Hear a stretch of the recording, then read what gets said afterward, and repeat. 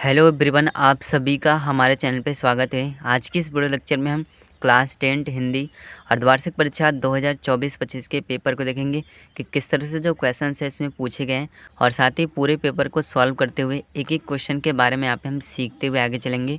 सबसे पहले यहाँ पे खंड अ में आएंगे तो यहाँ पे बहुविकल्पी प्रश्न पूछा गया है। क्वेश्चन नंबर पहला यहाँ पे दे दिया है, निम्नलिखित कथनों में से कोई एक कथन सही है, उसे पहचान कर यहाँ पे हमें लिखना है। जैसे यहाँ पे दे दिया है, प्रेमचंद्र एक प्रमुख नाटककार है। डॉक्टर श्याम सुंदर दास प्रसिद्ध कवि थे। ध्रुव स्वामिनी जयशंकर प्रसाद का नाटक है। त्रिवेदी रामचंद्र शुक्ल की कविता संग्रह है। तो चारों में से कोई एक ऑप्शन यहाँ पे राइट है। तो ऑप्शन नंबर सी वाला ध्रुव स्वामिनी जयशंकर प्रसाद का नाटक है, ये इसका राइट आंसर हो जाएगा। इसके बाद क्वेश्चन नंबर दूसरा यहाँ पे दे दिया है, धर्मयुग के संपादक कौन थे, यहाँ पे हमको बताना है।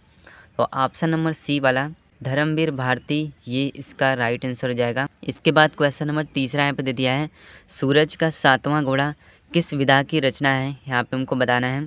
ऑप्शन नंबर ए वाला उपन्यास, ये इसका राइट आंसर हो जाएगा। क्वेश्चन नंबर 4 यहाँ पे दे दिया है, सुमित्रानंद पंत को किस उपाधि से विभूषित किया गया था, यहाँ पे हमको बताना है। ऑप्शन नंबर डी वाला इनमें से सभी इसका राइट आंसर हो जाएगा।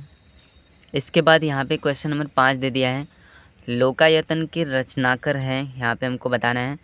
ऑप्शन नंबर सी वाला सुमित्रानंद पंत इसका राइट आंसर हो जाएगा। इसके बाद क्वेश्चन नंबर 6 यहाँ पे दे दिया है, भक्ति काल की रचना है, यहाँ पे हमको बताना है। ऑप्शन नंबर बी वाला विनय पत्रिका, ये इसका राइट आंसर हो जाएगा। इसके बाद क्वेश्चन नंबर 7 यहाँ पे दे दिया है, रसखान की भाषा है, यहाँ पे हमको बताना है।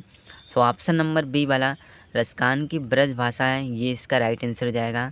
इसके बाद क्वेश्चन नंबर 8 यहाँ पे दे दिया है, मैथिली शरण गुप्त की प्रथम कृति का नाम, यहाँ पे हमको बताना है। और ऑप्शन नंबर बी वाला भारत भारती, ये इसका राइट आंसर हो जाएगा। इसके बाद क्वेश्चन नंबर 9 यहाँ पे दे दिया है, यशोधरा रचना है, यहाँ पे हमको बताना है। तो ऑप्शन नंबर डी वाला मैथिली शरण गुप्त की, इसका राइट आंसर हो जाएगा। इसके बाद क्वेश्चन नंबर 10 यहाँ पे दे दिया है, साकेत है, यहाँ पे हमको बताना है। सो ऑप्शन नंबर ए वाला साकेत एक महाकाव्य है, ये इसका राइट आंसर हो जाएगा।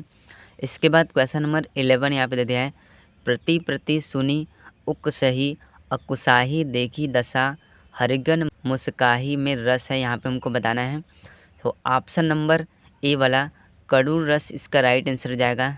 इसके बाद क्वेश्चन नंबर 12 यहाँ पे दे दिया है, पीपर पात सरिस मंडोला में कौन सा अलंकार है, यहाँ पे हमको बताना है। ऑप्शन नंबर ए वाला उपमा अलंकार, इसका राइट आंसर हो जाएगा।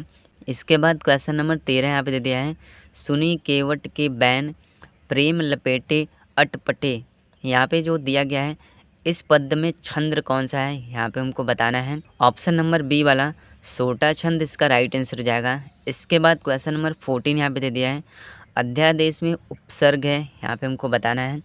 तो ऑप्शन नंबर बी वाला अधि इसका राइट आंसर हो जाएगा। इसके बाद क्वेश्चन नंबर 15 यहाँ पे दे दिया है, तिरंगा में समास है, यहाँ पे हमको बताना है। तो तिरंगा में द्विगु समास है, ऑप्शन नंबर ए वाला इसका राइट आंसर हो जाएगा। इसके बाद क्वेश्चन नंबर 16 यहाँ पे दे दिया है, निम्नलिखित में कौन सा तत्सम है, यहाँ पे हमको बताना है। ऑप्शन नंबर सी वाला काम इसका राइट आंसर हो जाएगा। इसके बाद क्वेश्चन नंबर 17 दे दिया है, तत्सभ्याम में विभक्ति और वचन है, यहाँ पे हमको बताना है। तो ऑप्शन नंबर सी वाला सप्तमी एक वचन, ये इसका राइट आंसर हो जाएगा। इसके बाद क्वेश्चन नंबर 18 में आएंगे तो प्रश्नवाचक वाक्य है, यहाँ पे हमसे पूछा है। तो प्रश्नवाचक वाक्य जिनके अंत में प्रश्नवाचक चिन्ह होता है, जैसे क्या मनीष का दाखिला हो गया, क्या से शुरू होता है, यहाँ से ऑप्शन नंबर सी वाला, ये इसका राइट आंसर हो जाएगा। इसके बाद क्वेश्चन नंबर 19 यहाँ पे दे दिया है, कर्म की प्रधानता होती है, ऑप्शन नंबर फर्स्ट वाला कर्मवाच्य में, ये इसका राइट आंसर हो जाएगा। इसके बाद क्वेश्चन नंबर 20 यहाँ पे दे दिया है, हिंदी में पदों की संख्या है, यहाँ पे हमको बताना है। हिंदी में पदों की संख्या 4 होती है, ये इसका राइट आंसर हो जाएगा। इसके बाद यहाँ पे खंड ब में आएंगे तो वर्णनात्मक प्रश्न 6 नंबर के, यहाँ पे एक गद्यांश पर आधारित पैसेज दे दिया गया है और इसी में से यहाँ पे क्वेश्चन आंसर पूछा गया है। पैसेज को हमें किस तरह से सॉल्व करना है, सबसे पहले पैसेज को अच्छी तरह से यहाँ पे हमें रीड कर लेना है। पहला प्रश्न यहाँ पे दे दिया है, गद्यांश के पाठ और लेखक का नाम हमको यहाँ पे लिखना है। सो पाठ का जो नाम हो जाएगा संगति का प्रभाव और लेखक का नाम यहाँ पे जयशंकर प्रसाद, ये इसका राइट आंसर हो जाएगा। इसके बाद क्वेश्चन नंबर ख में आएंगे तो रेखांकित अंश की यहाँ पे हमें व्याख्या करना है। यहाँ पर आएंगे तो जो अंडरलाइन यहाँ पर बना गया है, जैसे बहुत से लोग ऐसे होते हैं, यहाँ से लेकर जो अंडरलाइन यहाँ पे किया गया है, इन्हीं का हमें यहाँ पे व्याख्या करना है। पर सब लोग ऐसे नहीं होते, वे अच्छे होते हैं। बुरे लोगों की बुद्धि गलत चीज़ों को करने में भ्रष्ट हो जाती है, जैसे गलत चीज़ पढ़ना, गलत चीज़ देखना, गलत चीज़ सुनना। इस तरह से इसका हमें व्याख्या करना है। इसके बाद यहाँ पे क्वेश्चन नंबर ग पूछा गया है, बुराई की प्रकृति कैसी होती है। बुराई अच्छाई के मामले में समाज में तेजी से जड़ पकड़ती है। इस तरह से इसका ये राइट आंसर हो जाएगा। अथवा करके इस गद्यांश को हम सॉल्व कर सकते हैं। इसके बाद क्वेश्चन नंबर 2 में आएंगे तो 6 नंबर के पद्यांश पर आधारित यहाँ पर एक पैसेज दे दिया गया है और इसी में से यहाँ पे क्वेश्चन आंसर पूछा गया है। जैसे पहला क्वेश्चन यहाँ पे दे दिया है, उपयुक्त काव्यांश का यहाँ पे हमें संदर्भ लिखना है। इसका संदर्भ हम किस तरह से लिखेंगे। प्रस्तुत पद्यांश हमारी पाठ्य पुस्तक हिंदी के वन मार्ग में नामक कविता से लिया गया है, जिसके रचयिता गोस्वामी तुलसीदास जी हैं।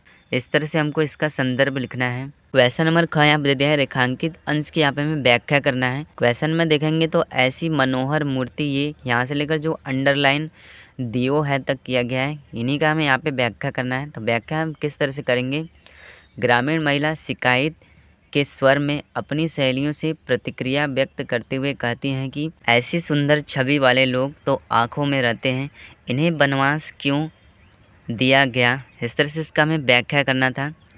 अथवा करके इस पद्यांश को हम कर सकते हैं। इसके बाद क्वेश्चन नंबर 3 में आएंगे तो 5 नंबर के निम्नलिखित संस्कृत गद्यांश का संदर्भ सहित हिंदी में यहाँ पे हमें अनुवाद करना है। वाराणसी सुविख्याता प्राचीन नगरी, वाराणसी को काशी और बनारस के नाम से भी जाना जाता है। इसी तरह से हमें इसका व्याख्या करना है। अथवा करके इस क्वेश्चन को हम कर सकते हैं। इसके बाद क्वेश्चन नंबर 4 में आएंगे तो निम्नलिखित श्लोकों में से किसी एक का यहाँ पे हमें संदर्भ सहित व्याख्या करना है। 5 नंबर के जो क्वेश्चन है यहाँ पे पूछे गए हैं। क्वेश्चन नंबर 5 में आएंगे तो स्वपठित खंड काव्य की कथा वस्तु संक्षेप में यहाँ पे लिखना है। अथवा करके स्वपठित खंड काव्य के मुख्य पात्र का चित्रण कर सकते हैं। 3 नंबर के जो क्वेश्चन है यहाँ पे पूछे गए हैं। इसके बाद क्वेश्चन नंबर 6 में आएंगे तो निम्नलिखित लेखों में से किसी एक लेखक का जीवन परिचय एवं उनकी 2 रचनाओं का यहाँ पे हमें उल्लेख करना है। 5 नंबर का जो क्वेश्चन है यहाँ पे पूछे गए हैं, जैसे जयशंकर प्रसाद, राजेंद्र प्रसाद, रामधानी सिंह दिनकर।